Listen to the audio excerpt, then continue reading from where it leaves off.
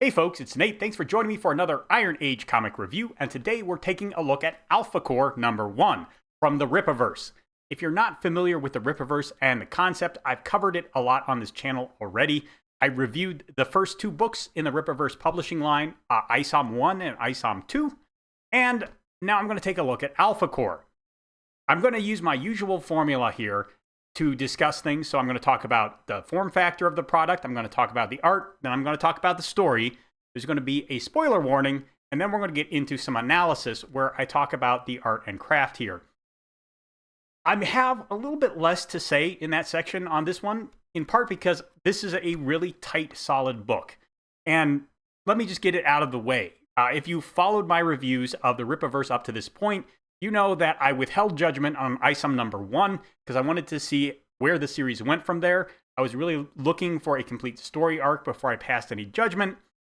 But after ISOM #2, I decided that I was not going to continue with the series, and I couldn't give ISOM a recommendation. So, just to address the elephant in the room, this has a different creative team, and yes, it does make a difference. We're going to get to that as we go through the review. And I think there's a lot of promising signs here for the Rippaverse going forward. If what is done in this book can be brought to the other titles, I think it's going to be a very solid publishing line. But I'm going to talk more about that at the end of the review section before we get into spoilers. So this is written by Chuck Dixon and it's illustrated by Joe Bennett. It comes in a very nice softcover package. It has a high gloss cover and a nice medium gloss finish, kind of a satin finish on the inside. As I said in my previous reviews of this, I'm very picky about the kind of paper comics come printed on. I don't like a high gloss on interiors. I think it kind of distracts from the art, especially if you're trying to read your book in really strong lighting. And I think the Rippaverse is right on the edge of what I prefer, but it is on the side that I find it legible. So I think this is a pretty good product. It will hold up to repeated readings. The paper quality is quite good, and it doesn't really distract from the art. I really don't have any complaints about it, other than that I would like to see a hardbound version of this at some point. But given the price point on Rippaverse Comics, I don't know if we're going to get there at a price point I think is defendable in the current marketplace anytime soon. I don't know. There are some places out there that do have that. Clownfish comics come in a nice hardbound package.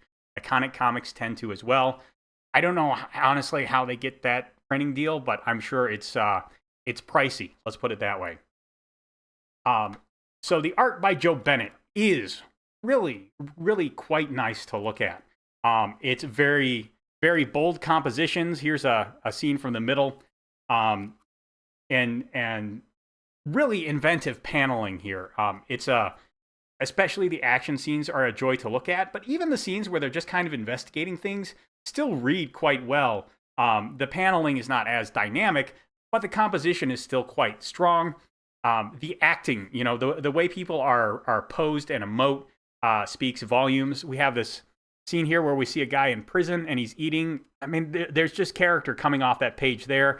And you have that in contrast to this page with Brian Solari, who is an ex-soldier. You see him very stern, very controlled and upright, sharp movements. I love to see that kind of emoting coming off of the page. And this is something that in ISOM there wasn't a whole lot of. And you got some sense of mood, but it generally came from the use of shadow and color as opposed to the acting and expressiveness of the characters themselves. So huge props to Joe Bennett. He does really good art there. I just have a couple of complaints to it. Sometimes his characters seem to have dead eyes. They don't seem to emote like the rest of the character is doing. I'm not sure. That's a hard thing to dial in on. Maybe a lot of studies from real life, especially early Hollywood actors in the black and whites, especially silent movies when they could only emote with their face. It might be worth doing some studies based on that. To dial that in a little bit more. But other than that, I really like the art. Oh, well, there's one other thing I found strange. I like it when artists use a lot of hatching in their art. Like you can see, well, probably not on the camera here, but if you find some of the sample pages, you'll see he uses a lot of hatching to suggest shadow or volume. He contours it a lot, so you can kind of tell, the shape of the thing you're looking at. That is all very impressive, but he doesn't use any cross hatching. It's just hatching, just lines one way. That struck me as a little bit odd. Maybe I'm just used to seeing hatching and cross hatching to imply, gradations of shadow. Bennett just goes straight to blacks in really heavy shadow, and it just struck me as a little odd. I don't know if that's a complaint or not. It caught my eye in a way that took me out of the story. It's a nit to pick. It's not a big deal, but that's because Bennett has really solid art in a bunch of other places. I really have to congratulate him on the way he composes his action scenes. I already talked about that a little bit in the paneling, but there's a tremendous sense of setup and payoff in his action scenes. There is a scene with Braxwell where he's fighting Galvan, the electrical supervillain, early on. And let me see if I can find. I should have post-it noted. And again, there are no page numbers here. I could have written down a page number, but there aren't any. This is, excuse me, while I tilt at a windmill for a second. Putting page numbers in your books is really, really helpful for a number of reasons. And I would love it if more indie creators would do that, just for my convenience. Yes, just for mine. But it is what it is. Okay, so we have this great action scene where Braxwell comes in. He's fighting this electrical villain. And here in this panel, you see a pipe set up as just part of the shot. And then 2 panels later, Braxwell smashes that pipe and sprays water on the electrical villain, shorting him out. Brilliant visual storytelling. I don't know if Bennett was doing that. I don't know if that was part of Chuck Dixon's script or if it was part of the editing process. But whatever it was, that is the kind of thing that I really geek out about in visual storytelling. I would love to see it in every comic book I ever read. That kind of setup and payoff, that kind of attention to detail is something that really hits me where I live. So huge props to the art on that kind of thing. It's in a bunch of different places here. Character designs are very strong.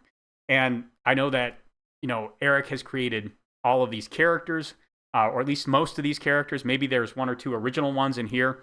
But sometimes when I was reading ISOM, I was not sure if I was seeing a new character or a repeat of previous characters. I mentioned that in my review of ISOM number 1. Here, I have no doubt about when I'm seeing a new character or someone I've seen before in the book. One final thing to praise the art direction, and there's a lot of praise. The art direction in this book is really strong. There is a visual cue for Excepts that have powers that aren't just physical. Excepts who just have super strength, flight, enhanced stamina, that kind of thing. They don't have a visual cue, but there is a visual cue for Excepts that have more abstract powers. And actually, we originally saw that in ISOM number 2 when Sydney Bloodruth was introduced. And then it wasn't apparent at the time. My assumption was that was just how her power manifested. But as we get into this, we see that is a general tell for Excepts with abstract powers, for lack of a better way to put it. Something that isn't purely physical. And I like that. That's a good art direction and good world building. I presume that is an idea that Eric had because he is the overseer of this entire project. Regardless, I like having that because it gives us a foundation of a visual language to understand when certain kinds of things are in play. It's used to very good effect in a lot of series. Soulfinder, for example, has that kind of visual tell for when the Soulfinders go into spiritual warfare. You will see them manifest those kind of ghostly, ethereal blue weapons. Very good stuff, all things considered. And I'm really glad it's here. I suppose that's not a Joe Bennett thing, because, again, we did see it in ISOM number 2 already. But all in all, very, very good art direction in this book. Let's talk story. The story here is pretty simple and straightforward, to be perfectly honest. We begin with a bank robbery, and we have a guy, page 1, panel 1. I guess page 1 is a splash page, but we have a guy in an explosive vest holding a gun to somebody's head. right away, we are kicking the story off with a bang, a literal bang, as we get a few pages into this. I like it. The entire book is Alpha Core trying to figure out what this bank robbery was, what they were after. There are additional attempts made to rob the bank. We see the people behind it. We get a sense of, in particular, this feels like Brian Solari's book. He definitely takes center stage here. And his sidekicks, for lack of a better term, Valdez and Braxwell, they are not as big a part of the book, but they do have some role to play. There's elements of political struggling. Alpha Core is a actual part of the police force. In fact, Valdez is she has an interesting side beat where she wants to be seen as a cop and not as an accept, or as she puts it, a freak. She insists she doesn't have a superhero name, which kind of took me by surprise. The only character that we've heard has a superhero name and a civilian identity is Avery, and I just assumed that was because he left the job and he was living as a civilian now. But apparently, characters have superhero names, which was kind of a shock to me, because I haven't really heard anyone use anything that sounded quite like a superhero name. I suppose Gooding could be one, but I just assumed it was a bit of an unusual name. I didn't Google it or anything. And then you have Sydney Bloodruth, and Bloodruth sounds like less of a traditional name, but I could see it, especially in the comic book tradition, where you have people like Von Dread, as an actual or not Von Dread, Von Doom, excuse me. I have read a book with a Von Dread in it. Mix up there. So you have people like Victor Von Doom, and that's his actual legal name. So I just assumed Sydney Bloodruth was a case of that. So, anyway, sidetrack there. That was a bit of world building that took me by surprise. But you have Brian, you have Braxwell, and you have Valdez, and they all have a part to play in this. It's a very different part for each of them. Brian is the face of the group, for lack of a better word, and he wants to be very active in dealing with crime. He is a bit of a Boy Scout, and I think when you're establishing a team like this, your Superman analogy, which is what Brian clearly is probably going to take the forefront of most of the initial stories, just because that is the anchor of the team. It's what connects the team to humanity most of the time. So I'm not surprised it's his story. What I really like about it, though, is it shows, it goes out of its way to show the team interfacing with the world. These are not superheroes who are completely cut off from the lives of the civilians they theoretically protect. They're out there among people, they're interviewing people, they're getting gawked at by people on the street, and they have to, spend some time keeping civilians safe in addition to dealing with their other challenges, something that a shocking number of superhero stories lately have just kind of ignored. So all in all, this is a very good super book. I think it has, story-wise, several weaknesses. The biggest one is the villains. The villains were not very compelling. We didn't get a lot of screen time with them. There's an interesting dynamic between the two of them. There are two of them. They seem to bicker a lot. One of them is a very direct person, and the other one is a very finessed kind of a person. We didn't get enough time with them to really establish those dynamics a whole lot. There doesn't seem to be any kind of strong conflict between them and Alpha Core.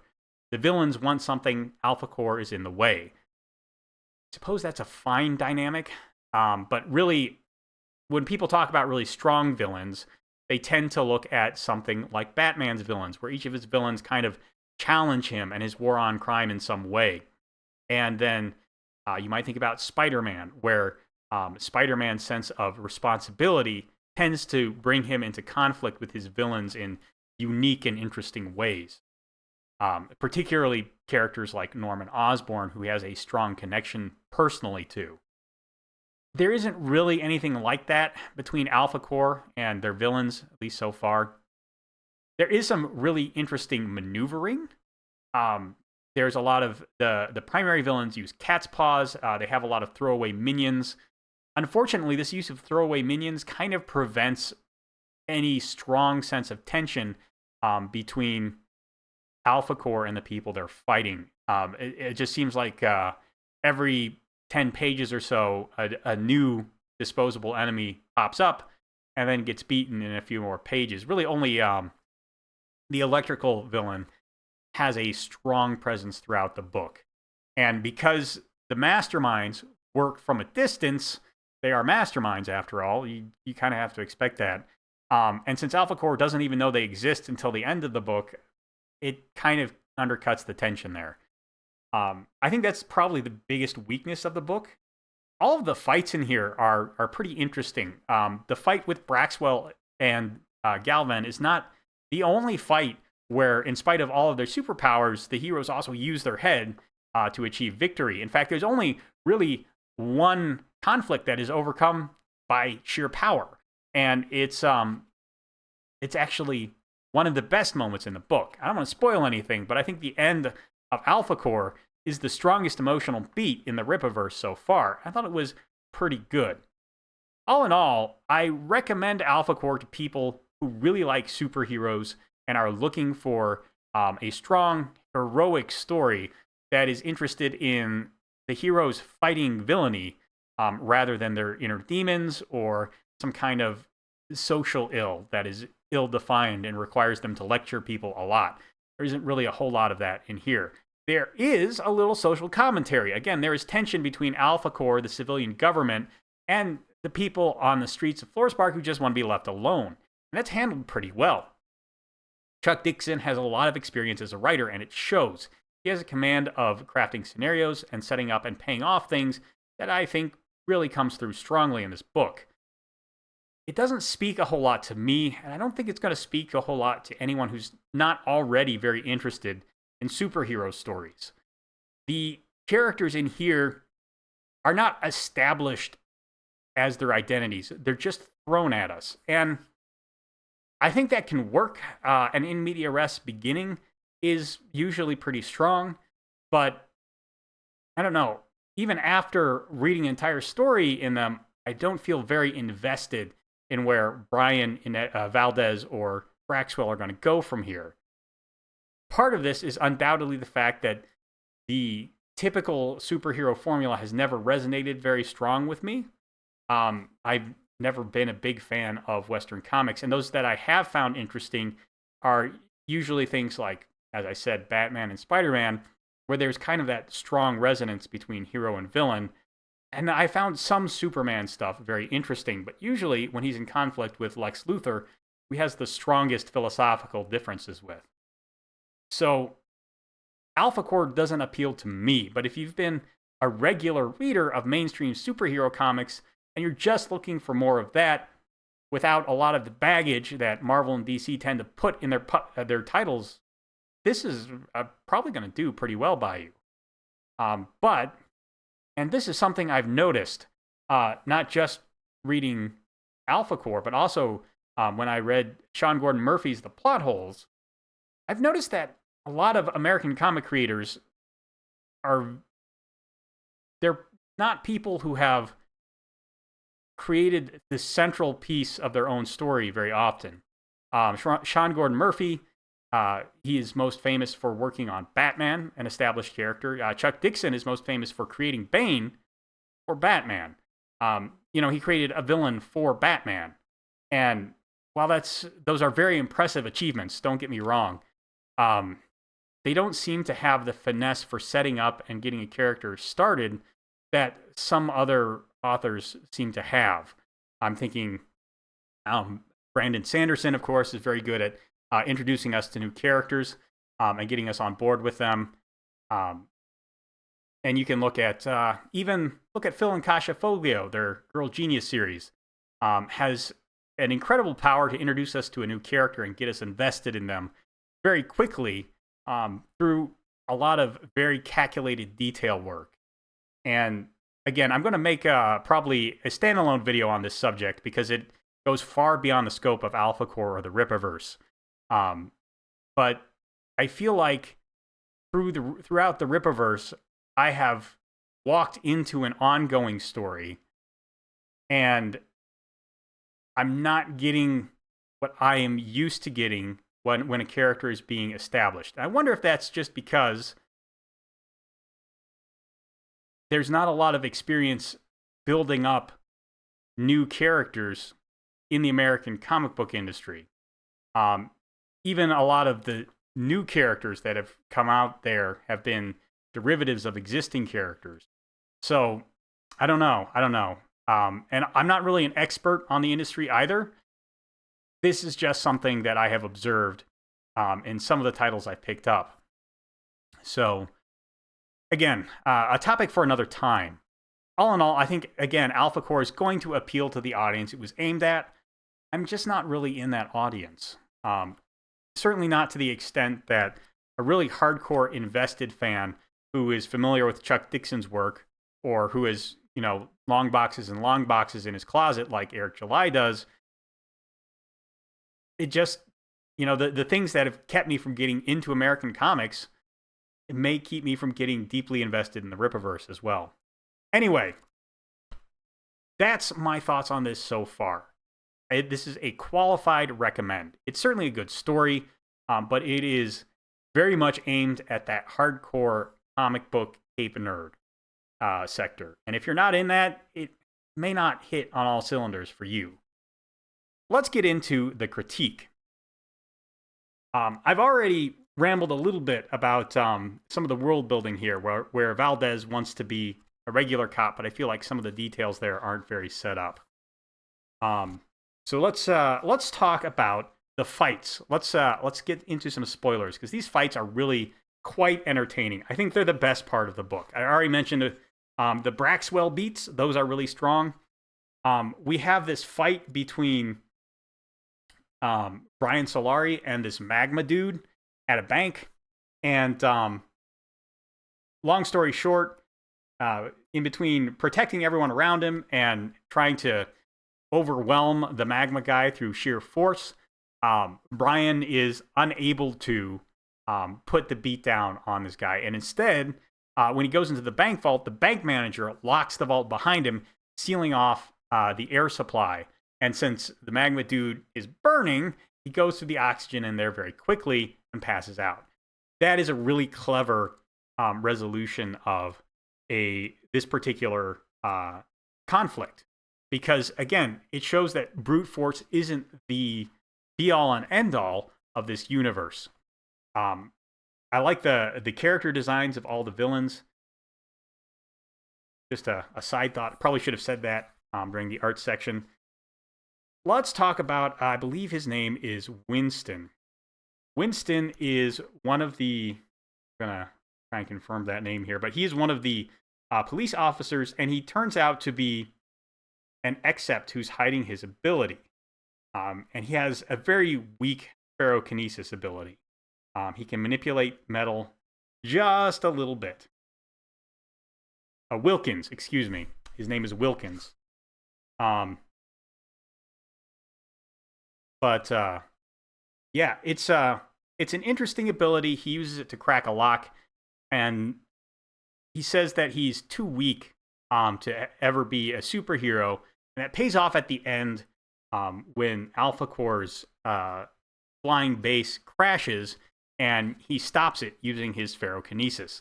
That's really a great story arc, especially because Wilkins dies as a result of this. He overuses his power and collapses. And you have to wonder, if he had had a little more confidence in his power, if he had built it up to the point where it was ready for this situation, would he have been able to do what he did without using up his, whatever it is that makes Excepts what they are?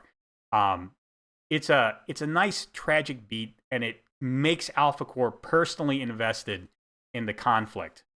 It comes kind of late in the story. That's really the only problem I have with it. Wilkins kind of reminds me of Phil Coulson in the Avengers, where Loki stabs him through the heart, and that's what brings the Avengers together.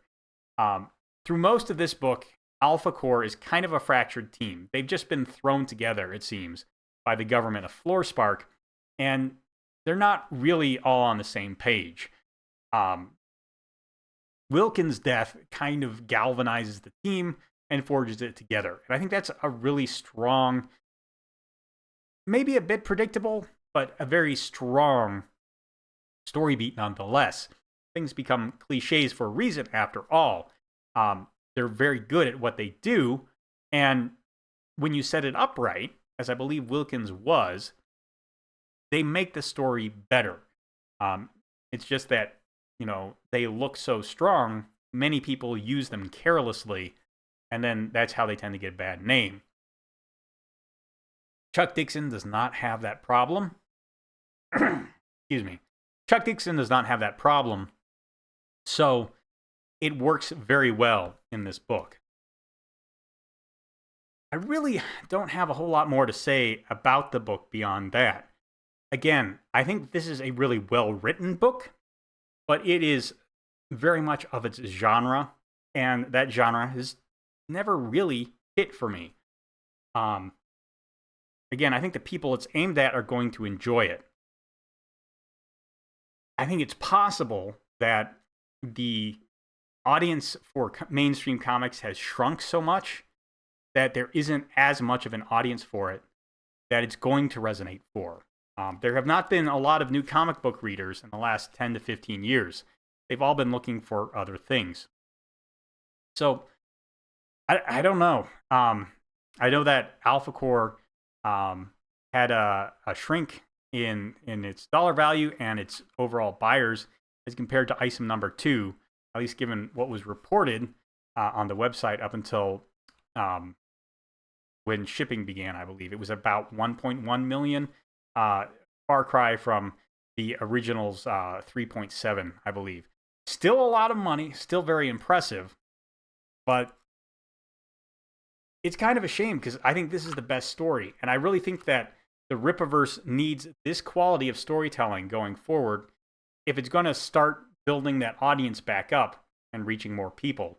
Hopefully, it can grow an audience, because I think that Dixon certainly has brought a level of craft to the Rippaverse that wasn't there before. Look, there's a lot of charm to amateur storytelling. I've read a ton of webcomics. They're very entertaining. But for the price point of this, webcomics are free. For the price point that the Rippaverse is asking for, I really think that they need to look at what was done for Alpha Core number 1 and make sure it's happening with all their future titles. Am I going to keep reading Alpha Core? Probably not. I will certainly look at the pitch for Alpha Core number 2, because this was a very, very well-told story. And if I see something in Alpha Core, the pitch for Alpha Core number 2, that appeals more to me, I may pick it up. But may very well be my last Alpha Core review, because while it's beautifully illustrated, the visual storytelling is great, and Chuck Dixon wrote a banger of a script in his genre. I mean, I'm just not the target for that genre, and nothing about it transcends that genre enough to really suck me in. So, what can I say? I like what I like, and it has a lot of the craft that I like, but it thematically doesn't have a whole lot of what pulls me in. And at a price point of almost $30 for the book, plus another $10 in shipping, it's a big ask for a person on a limited budget. So I'm probably not going to review any further Alpha Core issues. But hopefully this was enough to give you an idea if you'd be interested in it. And if it sounds like your kind of a story, give it a look. It certainly couldn't hurt. And I do want to see this level of passion and craft rewarded. It's not really the right person to do it. So let me know what you thought of Alpha Core number 1 down in the comments below. There's a like button and a subscribe button down there. You can use those as you see fit. And I'll talk to you later.